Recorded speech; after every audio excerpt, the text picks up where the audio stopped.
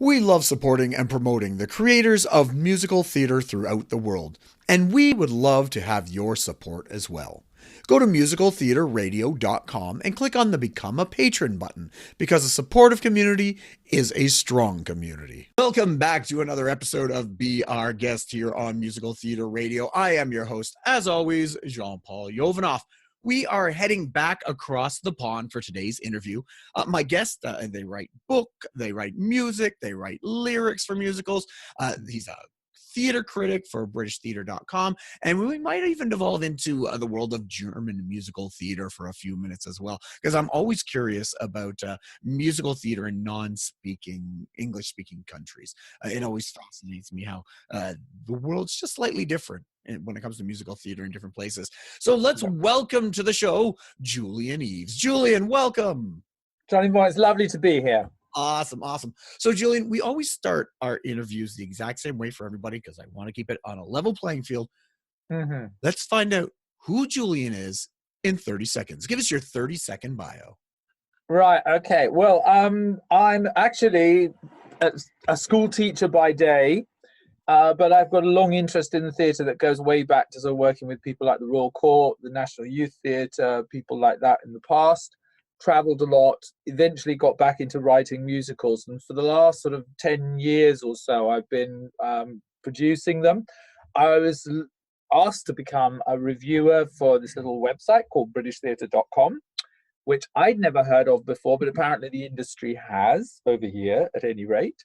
And then more recently I've become an assessor for the Offies. They're like the off West End and Fringe version in the London area of the Olivier Awards that are given out every year. And so I go and see a lot of productions and I write reports on them.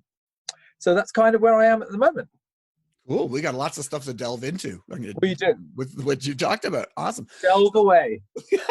Well, let's take it right back to the beginning. Let's find out a little bit about you. When you were a kid growing up, were you always into musical theater, or was that something you learned about a little bit later in life? No, right from the word go. One of my earliest memories is the very first time I went into a theatre. It also had a little upright piano over in one corner, and so I just automatically gravitated over to it. So music and theatre, right from the word go, seemed to be tied together.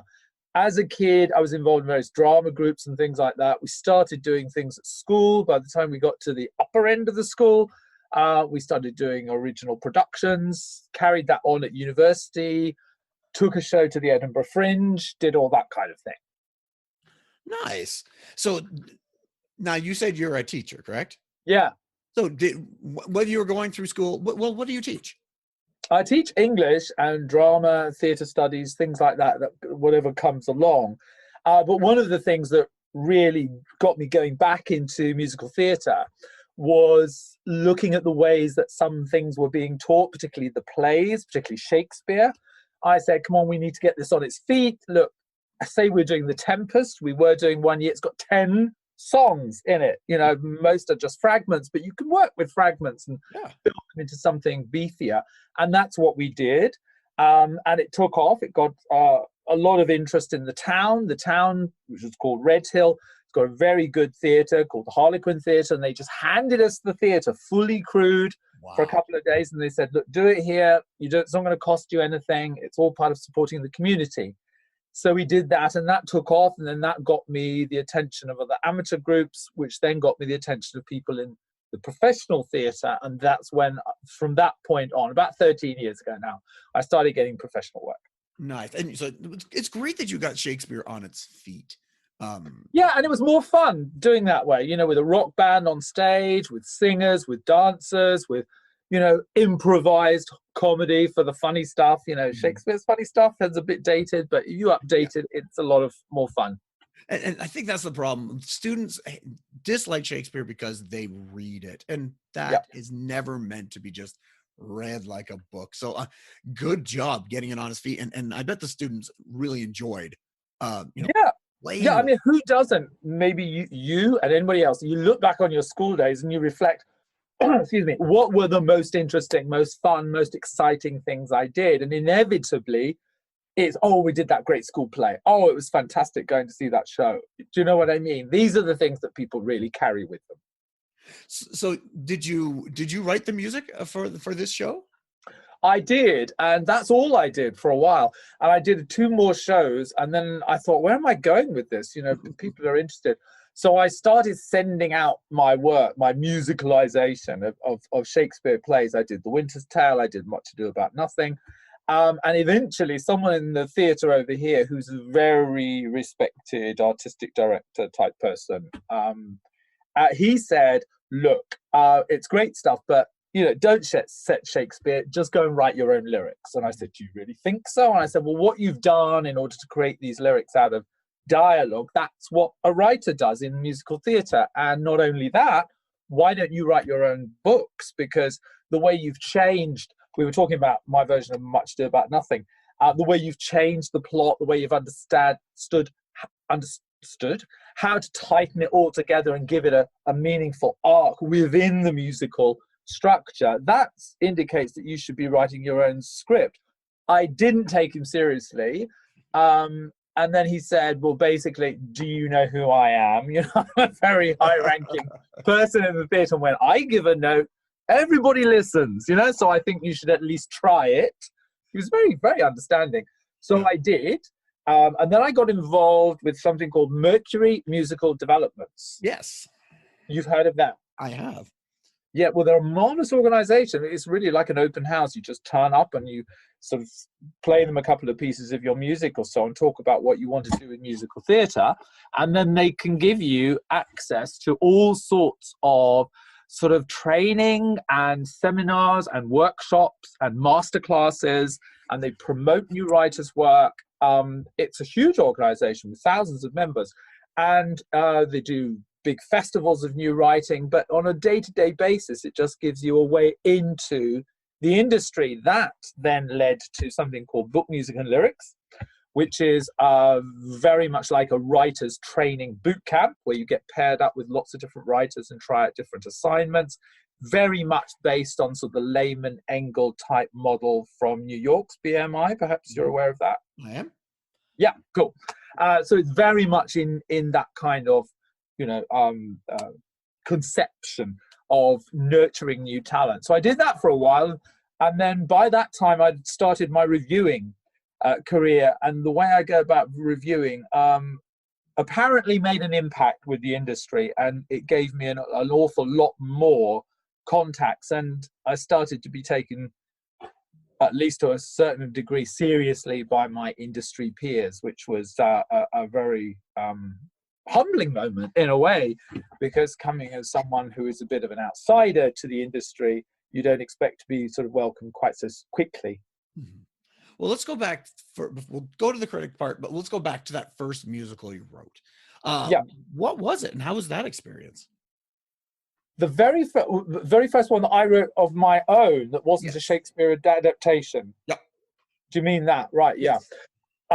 What I chose a project which was all about financial wrongdoing in the City of London. Mm-hmm. A subject I don't really know anything about, as became glaringly apparent. But we workshopped it at a school. We had about a company of about a dozen, with a band and sound engineer, and we sort of had about a week to do like a sort of project work on it. And that was great because it sort of cut my teeth on how you work with people and make things work. But more useful were the discussions we had with the company about what kind of a story it was, why we were telling it, the basic questions. Yep, and you obviously followed the old adage, write what you don't know. Right? Well, I don't know why I chose that. So I just thought it'd be great to write about the here and now, write about today. A lot of new musicals that get written, this, your listeners know this, tend to look backwards. Mm-hmm. They look backwards either at existing stories, films, books, plays, whatever they are, life stories of individuals, and they use that as the raw material to turn it into something dramatic. Mm-hmm. Or they deliberately locate themselves in an historical period in the past. And that is the way I would say the vast majority of new shows get written over here. I think maybe in the States, Canada is perhaps a little bit different. But over here, there's a reluctance to engage with the here and now, I would say. That could be changing in certain ways, which we can talk about in a minute. Sure. But in terms of the shows which get produced, they tend to be looking back 30, 40, 50 years or more. What was the one big thing you took away from that first show that you worked on that you've continued to use? That one skill that still sticks with you. Great question. I think the most important thing, and it's the question which I as a critic ask all the time, what is the relevance to us now? Mm-hmm. These people are on stage, they're telling us here in the story, what does it mean to us as an audience? And that was the question I wasn't asking when I was doing my writing. I thought I'd be clever, I would do this, I would do that, I would do the other, but I was forgetting to ask, what is the essential relationship here? It's the people performing and then the people who are the audience. And it's the relationship between those two people which is the only real consideration. Everything else has to be secondary to that. So it's to ask those questions first. And in subsequent productions, I've written 2, 3 other shows since then. That question I've always put first. And I think that steers you towards a more direct, a more immediate engagement with your audience. Let's talk about you being a critic. You went from writing musicals and now you are reviewing them. How did that transition happen? It was a step-by-step process. Once I got involved with taking myself a little bit more seriously as a writer, people said, well, you have to be on social media because nothing happens these days without that. And I wasn't on Facebook, I wasn't on Twitter. And people said, those are the 2 you definitely have to join right away. So I did. And then I noticed that how people use these platforms. And one of the things they do is write about shows they've seen. And so I started doing that. And then a friend of mine said, well, you should tag people's names. So they register the fact that you've been writing about them. I thought, okay. Because I would write, a paragraph or 2 or 3 or more. Sometimes you'd go on quite a lot about something that had excited or interested me. Mm-hmm. And then I started doing that. And then, of course, these other people start messaging you saying, thanks for the great review. It was wonderful. Great to see our work being noticed, which surprised me because I hadn't anticipated that effect. And then one day I was out in a theatre bar before a show going in. You tend to see the same sort of people at, say, first previews or whatever like that, which I tend to go to. Yep. And there was someone who said, I think we've met before. I think we've had a chat or 2. I run a website. Would you like to write for it? Huh. And I thought, oh, well, that's something, again, I had not even considered. And I thought, well, what sort of things do you want me to write? And he said, well, write opinion pieces. And I said, well, that's very interesting, but nobody has the faintest idea who I am. Why would they be interested in my opinion? I don't get it. But I saw the opportunity. I said, I did happen to see a show. They only did 2 workshop performances. And I went to the second one and they'd had very little press come and see them. But I thought they've got a very interesting piece of work there that's worth maybe other people knowing about. So if you like, I'll write a piece about that, give it to you, and then you can see what you want to do with it. And the editor said, yeah, that would be great. Do it. Send it to me. There's my email address. So I wrote it up and then he took it and he published it immediately as it was, got some good feedback. And then he said, well, is there anything else you'd like to review? And so I picked a couple of other things and he ran those and they went down well. And then he said, okay, you're in. Here's our list. Get on board. Pick the shows you want to go and, review. Wow. Very cool. I always find critics and their reviews very interesting because you have an enviable job. You get to see all these shows, but then you have to talk about them. And it's easy when you like it, but it's never easy when you don't. All right. It's how do you work that internally? Yeah, it's a good thing to get through. I mean, fortunately, I don't seem, not wood here, I don't seem to have made too many howling errors that have caused people grief and fury and dismay and tears and all of that kind of thing. Yes, there have been the odd occasions, however, when people have said, by the way, you wrote this about us, and did you know that these were the other contingencies? Yeah. And so what I try to do is be as informed as possible before I go and see a show. Mhm. But very often, particularly if it's a show, if I thought I haven't quite understood it, that's the shakiest basis you're on. I tend to linger behind afterwards and see if there's anyone I can ask. Mhm. Oh, this happened and that happened and so on. What were you trying to achieve? What was the intention behind this? What was the thinking behind it? And very often it's those kinds of conversations with casts, creatives, production, whoever it is, other members of the audience too, that can do a lot to clarify in my mind what it was they were setting out to do. And then that gives me a more secure basis, I hope, to then report back to our readers what they've been doing. It is very much a question of being in dialogue, in discussion with the industry. Now, I'm also aware that the vast majority of reviewers that I know of personally do not do that. Mhm. They go to the theatre, they see the show, and then they leave immediately afterwards, and they're not sort of given to hanging around in the bar, maybe for an hour or more, having those kinds of conversations. Nor will they go back to a show in order to give it a second chance if they think they really got the wrong end of the stick the first time around. I'll give you an example of a show that actively damaged. Not so long ago, a couple of years ago, the Old Vic is developing a new piece of music theatre. It started off as a ballet. It's now a great big musical called Sylvia. I went to see the first preview of that, or the second I got in to see.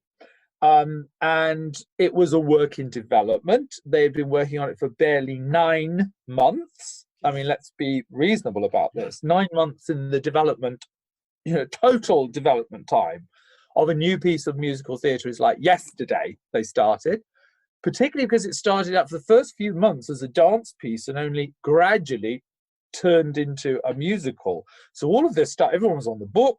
It was like brand new stuff. It was a sharing. That's what it was. Mm-hmm. Most critics seem to sort of lay into the show that you can't say this is a musical, you can't do this, you can't do that, which I thought they'd really got the wrong end of the stick on that there. But I hadn't really connected with the show. Mm-hmm. But I thought, this is very interesting. It's new, it's different, it deserves another chance. Please, can I have the job of actually doing the press night to review it? Because I think a second look at this show is going to be needed. Yeah. And they said, yeah, that's fine. So I went to the press night, which ended up being shunted down nearly to the very end of its run, initial run at the Old Vic. Mm-hmm. And I was simply swept off my feet by the whole thing from start to finish. I thought it was one of the most impressive things I had seen. But I had not felt like that the first time I saw it. Yeah. And I think it's very important when you're dealing with new work that you give more than one chance and you're prepared to wait and think and consider and then look again before making any kind of judgments. As it happens, that review I got some very positive feedback, not least from the Old Vic. 2 years on, the show is now planning its return. I think it's coming back in September, October, later this year. And it's going to be, I prophesy, it is going to be bigger than Hamilton. Really? Wow. The music, the score is heavenly.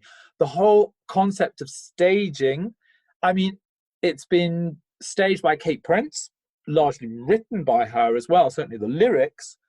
I can't believe this is her first show. She has such a fantastic way of telling stories it's largely through composed, in lyrics. It's incredible to think this is her first piece of work. I mean, what an amazing talent. And the whole group of people she has around her. It's a company called Zoo Nation. I've seen some of their other works, dance-based works, but really contemporary, using a lot of hip-hop and so on. They did a version of Into the Woods. They called it Into the Hoods. Mm. They did a version of Some Like It Hot. They called it Some Like It Hip-Hop. You get the idea? Yeah. There's a sort of twisting conventional tropes, celebrated ideas, and standing them on their head and saying, look at it entirely differently.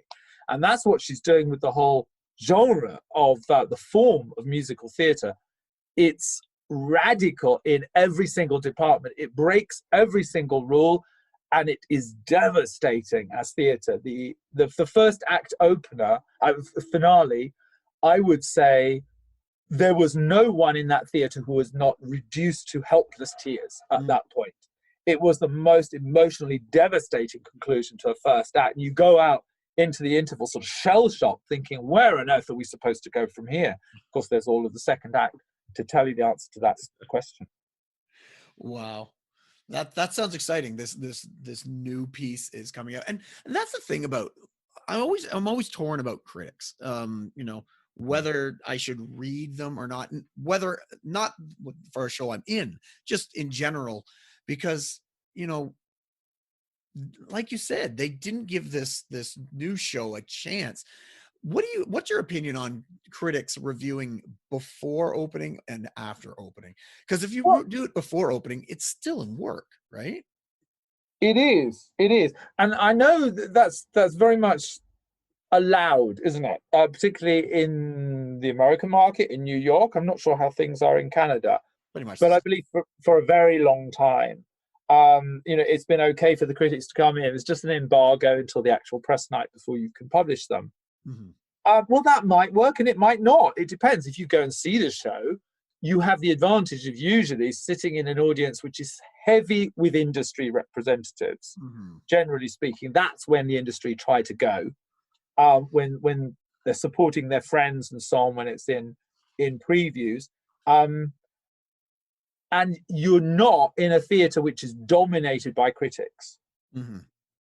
There are lots of directors, you know who they are, and other people who simply refuse to attend press nights because they think they get a completely wrong impression about how the show comes across, because the audience doesn't respond in a natural and spontaneous kind of way. We're too wise, we're too sussed, we're too reserved, we're watching ourselves too much to just allow ourselves to be part of the experience. There's a lot of truth in that. On the other hand, it depends how you balance out seat sales. I remember, do you remember the show, the wonderful Lizzie, about Lizzie Borden? I don't think so. Rock musical done fairly recently, about the last 10 years or so, off Broadway. No. It is amazing. It is amazing. And it was brought over here by, it was project managed by Katie Lipson, who's one of our most enterprising and busy younger theatre producers. Oh, I know Katie.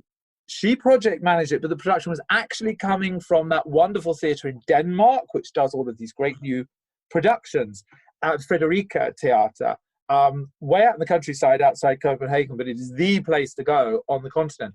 Anyway, it was their production. She brought it over here. We had Espinosa singing one of the leads. We had a Danish lead. We had two other English actresses. So there's just four women on stage, a rock band, lights, gantry, smoke mirrors, mirror floors, all that kind of thing. It's like a rock gig.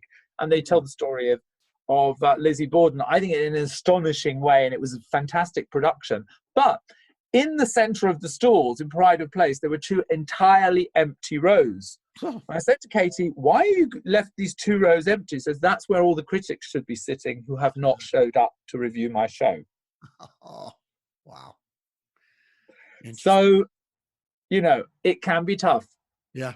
I personally like, my favorite day to go to a show is a Thursday, 3 weeks in, because I feel that is when the show is at its tightest.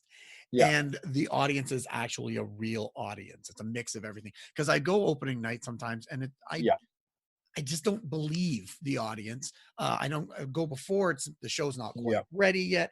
Yeah. I like to go 3 weeks in on a Thursday. That is the most honest everything. That's my personal opinion. No, I agree with you. You're absolutely spot on. Unfortunately, from the commercial point of view, people want the reviews in rapidly. Yeah, it makes sense. But 24 hours to 48 hours, they want to turn around because it's like first release. It's like the first week of a movie coming out. You've got to get the sales ball rolling quickly. So, as a critic, do you feel you use more your head or your heart, or a combination of two? Because I use my eyes and my ears. I use my eyes and my ears. I look at the stage a lot, and I look at the audience almost as much. Yeah, I hear you. Because time and time and time again, you get asked to see all sorts of different shows, an amazing variety of them. You have to be aware that you're not the only person in the room. Mhm. And if this is going down wonderfully well with those people around you, try and see it from their point of view, because guess what? They're the audience. They're Yeah, the market. so true. And that's really changed my whole interaction with theatre, enabled me to understand shows in a very different way. Think about the whole story. This is why I like to get to know theatre owners,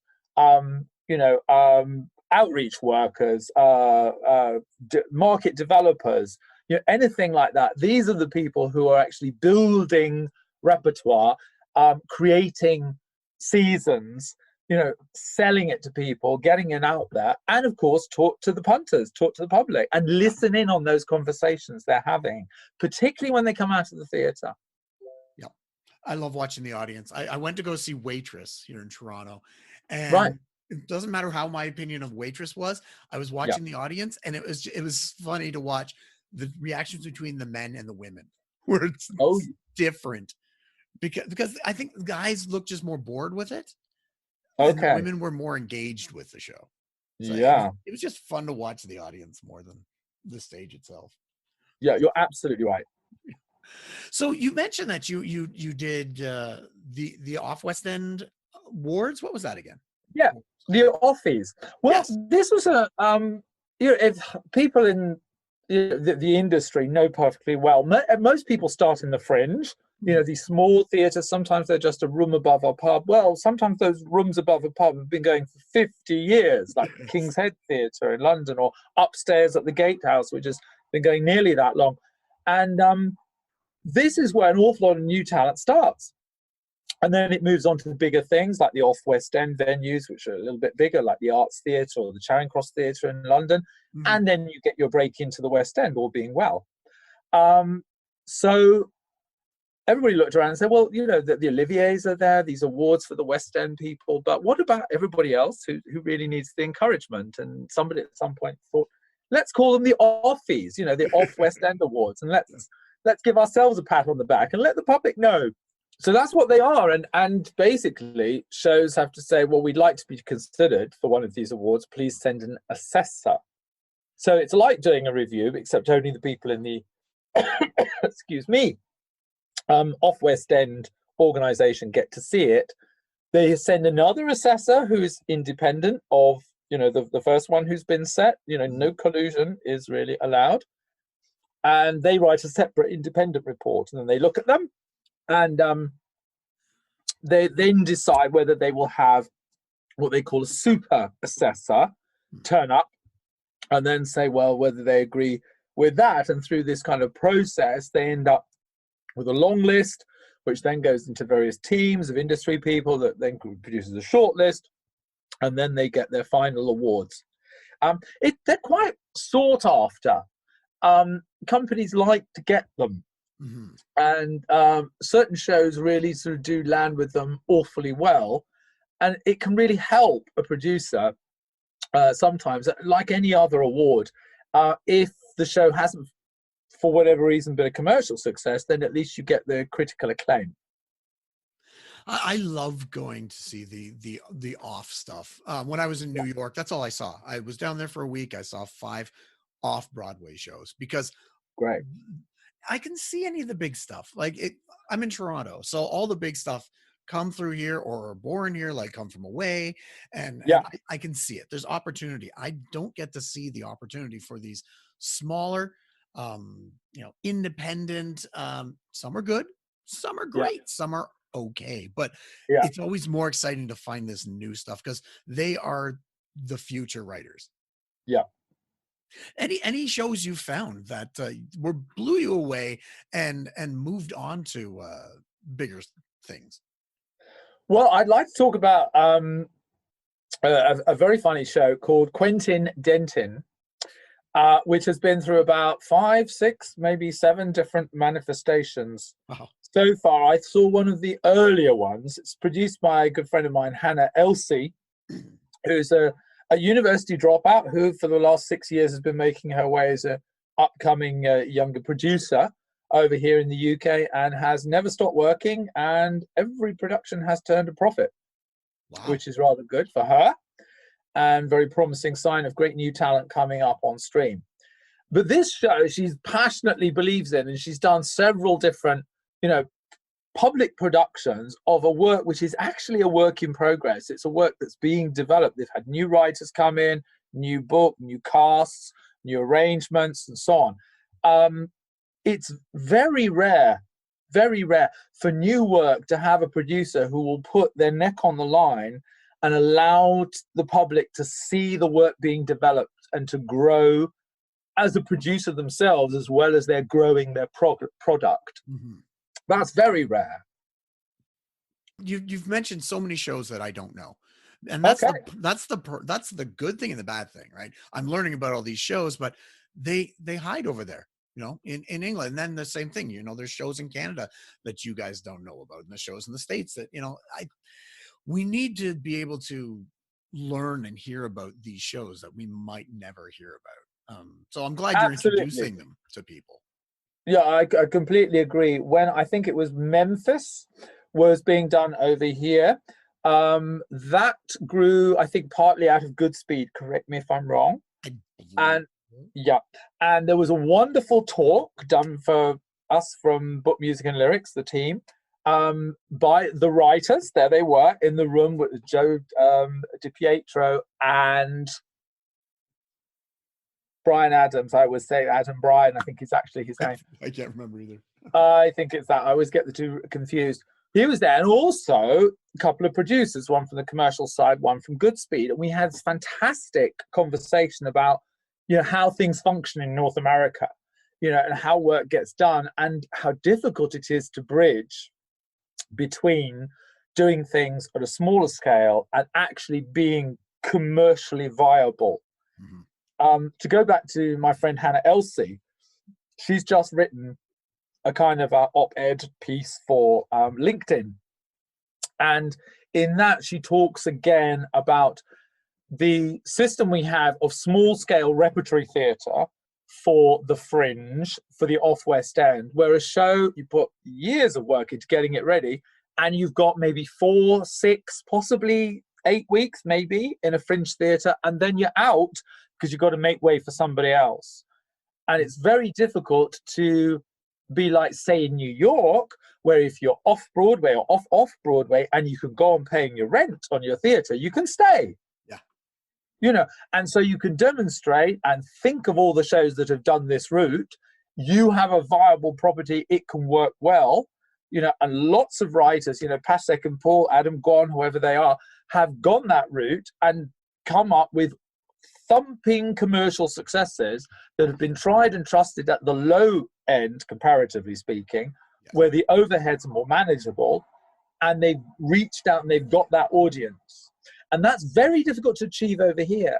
And everybody from new producers like Hannah to the top end of like Cameron McIntosh are racking their brains, looking at the UK scene, thinking, how on earth do we square this circle? How do we get a show which we know is going to be a commercial success?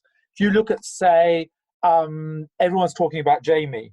I mean, that's a pure gamble on the part of the writers, thinking, we've just done it for a couple of weeks at the West Yorkshire Playhouse, and yet here is this West End producer, who's saying, I'm going to take this in, it's fine as it is, it will work well. The writer's thinking, it's not ready, we need to do more work on it. She said, trust me, I know, my audience says, and they're ready for this show now, and they'll want to see it now just as it is. Yeah. So they brought it in, and then, of course, the kids are queuing around the block to get into it.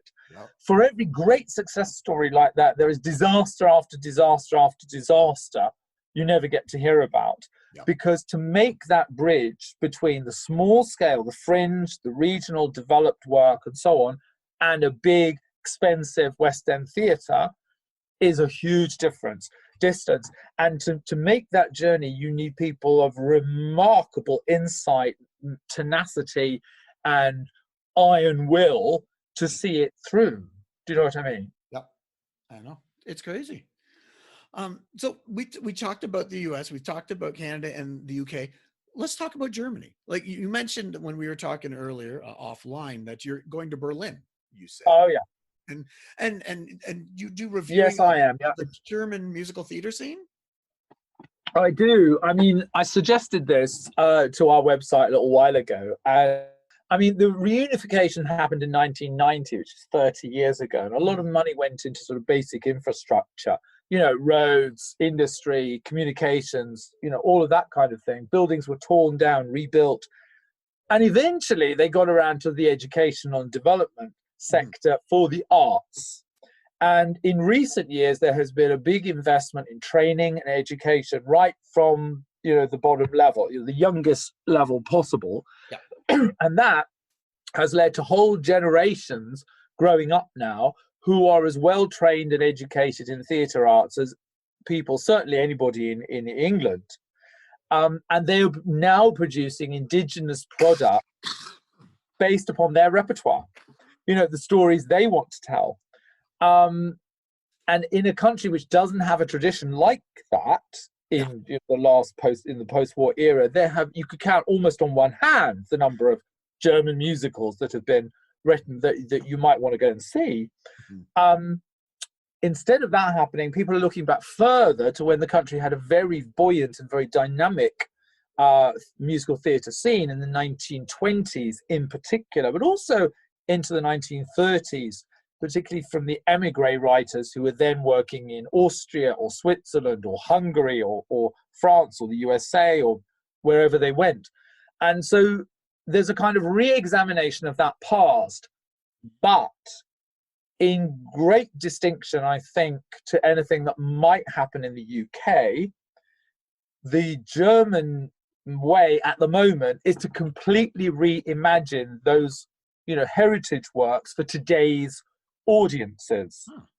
So you get these sort of tub-thumping operetta type shows like The White Horse Inn, for example, taken up by the Renaissance Theatre in the western part of Berlin, in Berlin, and then just completely created into an ensemble actor muso show, 5 Tyrolean musicians on the stage, a company of 13, I think, doing the whole thing, all in modern dress.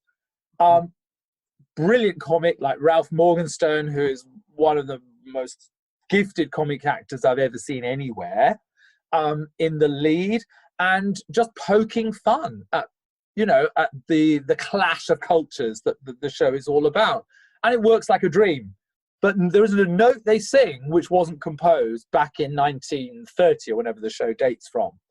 And, you know, it's just a different way of getting in touch with what the country is all about. So it's a bigger story. It's not just about providing entertainment for today. It's actually about a conversation being had with a past that seemed lost. In the same way, Alice Schwindler, which is a fantastic show by Misha Spolyansky, which was done at the Maxim Gorky Theatre. And that's a serious theatre that you might equate with something like the Royal Court in London. It's very serious-minded. But they had a good old go at it, and they had a fantastic version, again, giving it a whole new sound world to inhabit. The band were a group like, I don't know if you've ever heard of the Tiger Lilies. No, I don't think I have. No. Well, they're a kind of retro punk 20s close harmony group, if that brilliant. They were the band. They did a show called Shock-Headed Peter a few years ago that I think went to Broadway. Not sure. Yeah, I think it's around there. It's a kind of a musical fantasy, mainly aimed at kids, but you know, as if it reimagined by Angela Carter. It's very dark and yeah, that kind of thing. Well, anyway, they had a band like that, you know, which is just not what you would have done in the 1920s. For sure. But it's to make the shows ready for today. Barry Kosky, you know, the amazing Australian theatre director, is now the artistic director of the Komische Oper Berlin, which is their German language opera house. So they do mainstream repertoire. They have a ballet company, but they also now do reviving these great big operettas from the long lost past. Some of these shows have not been produced in 70 years. Wow. Yeah, 80, 90 years. I mean, it's just absolutely incredible, the amount of quality work that was lost. I think the first show I saw there in this kind of program was called The Pearls of Cleopatra, which was given as a kind of send up parody review type musical comedy. If you can imagine, Claudette Colbert meets a working class fishwife or something like that, and fuse it together, so you've got glamour along with some pretty low comedy as well, mashing together in this beautiful glamorous opera house. It has an exquisite interiors, 19th century glory and all of that, though the exterior of the building is all post-war. And that I was just a joy from start to finish.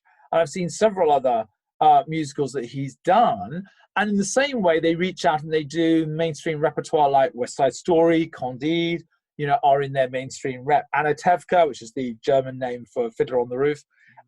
This is all happening too. So if you like, so people are beginning to knit Germany back into the mainstream of musical theatre development. Very cool. Very cool. Now I'm going to make an assumption, but do you speak German? I do. Thank heavens. Yeah, I was thinking that would make a huge difference, because I play at least one, maybe two shows on the station that are all in German. And I don't understand them, but you can feel the energy, and even if you don't understand the words, right? You can follow along still. The music and the words, the passion behind it drag you along. So it's very cool when you learn about other countries and their musical theater world. It is. And if you point to say something like the Maxim Gorky Theatre, there was a in Alles Schwindel, which means everything's spinning. Mm-hmm. That's what you could kind of say.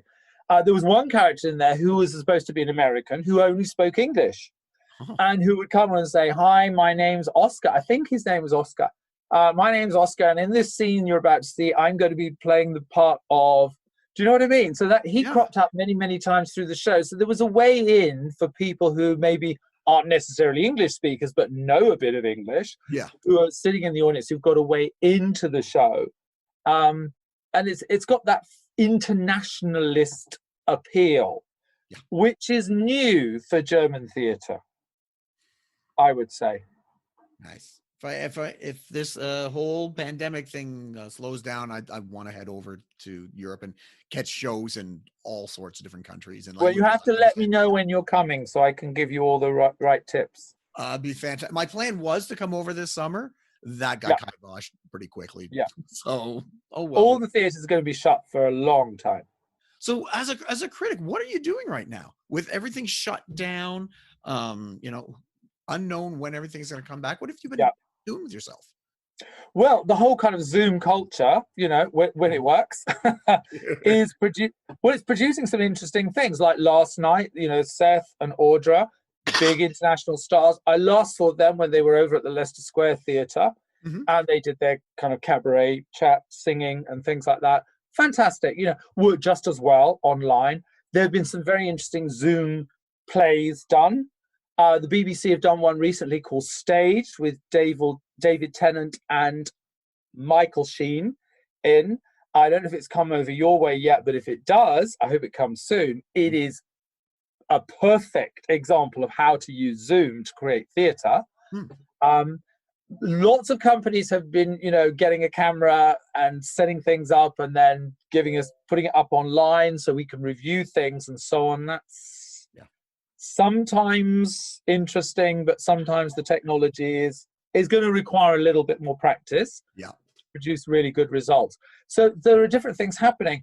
You can also write sort of features on people. There are times to sort of spread out and do a long interview. So there are things like that. And we are reviewing, TV drama. Alan Bennett's Talking Heads series is probably quite well known. Has just been relaunched with a few new ones put in there. So we got a chance to do those too. But obviously it's not quite the same as having real theatre to work with. Not quite. But that will come back. It'll bounce back. It bounced back after 1919. It bounced back after the Black Plague. we're like, lack of a better term, the cockroaches. We'll survive. We'll be the last Oh, things. I assure you, there are plenty of old buildings over here that have got cockroaches. And more, but we don't need to talk about them. Julian, thank you so much for coming on and talking to us about everything today. It's fantastic to meet you. Well, it's been a pure pleasure, and I'm enjoying your radio station so much and telling everybody about it. Thank you. Now, before we go, I always ask 3 questions of my guests. There's no right or wrong answer to them, but there is one wrong answer. Just give you a heads up. All right. So we're going to ask question number 1. Okay. Who is your favorite creator or team when it comes to either music, lyrics, or book, and why? I'm going to have to go with the Gershwins. Okay. And I'll tell you why. Because in their relatively short writing career, 18 years, that they were both together and successful, they advanced the ambitions of musical theatre, probably more than anyone else. And as a musician, Gershwin pushed music as such further than probably anybody else who has been a specialist in musical theatre. You know, even though I admire so many other people so much, in his early death in 1937, when he was at the peak of his abilities, robbed the world of perhaps 30, 40, 50 years of more creation. But even so, those works that stand are the gold standard. Very true. Correct answer. There's no right or wrong answer to that one, but it's an opinion, but it is the correct. Okay. Very nice. All right. Question number 2. As a critic, is there ever been a show that you were just not that excited to go into? You're like, okay, I got to do this. But you came out and just went, you were surprised that you enjoyed it so much. Yes, I'll say this for Matthew White's direction and adaptation of Top Hat, the wonderful Fred and Ginger movie from the 1930s. The most perfect realization of a film on stage that I've ever seen. Really? Loads of new songs put into it. You know, the original movie didn't have that many. Yeah. Loads of really well chosen Irving Berlin songs, many of them incredibly obscure, but just found to fit different, you know, episodes in the story with remarkable fidelity. And really, I think he's got virtually every single line of the screenplay is in the script of the stage version. It's amazing. And I just came out thinking, how is such perfection possible on this earth? Ask Matthew. Matthew White, great guy. Wow. Very cool. Correct answer, number 2. Very good. All right. Final question. Most important question. Yeah. Audience members eating food in the theater, yes or no? Well, if the show isn't interesting enough to hold their attention, why not? You know, I'm sorry, you know, but your job is to engage the attention of the audience, you know, and you can do that. I have sat in so many theatres where the munchers have been out and within 15 minutes, they've forgotten their sweets. Yeah. Do you know what I mean? Because they're totally engaged with the story. That's what it's about. Okay. I will give you that. Yeah. My answer is usually no for a little other reason. Because they leave their garbage on the floor.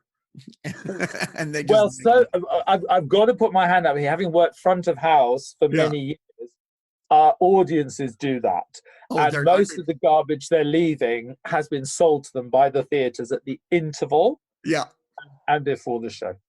But couldn't they just hold it in their hand, walk out to the garbage bin? And you think so, wouldn't you? You don't do it at home, but no. Oh well. Well, those were 3 correct answers. Congratulations. I'm glad you let me have the third one. Sometimes, I think you bent the rules. I sometimes do that, but you know, I do agree. You know, if we can't keep your attention, but I'd still rather you not eat. You know. Well, me too. Saves me having to say, "Can you put that away, please?" Exactly. Which I have been known to do. Again, Julian, thank you so much for coming on and indulging me with these questions and all the everything that's going on in the world. Oh, I've enjoyed it so much. Thank you so much, and have a great time over there in Canada. I will. All right. We were just speaking with Julian Eaves on Be Our Guest on Musical Theatre Radio. Tune in next week as we'll be talking to another guest or guests about their life, love, and passion that is musical theatre. Until then, my friends, I'll see you when I see you.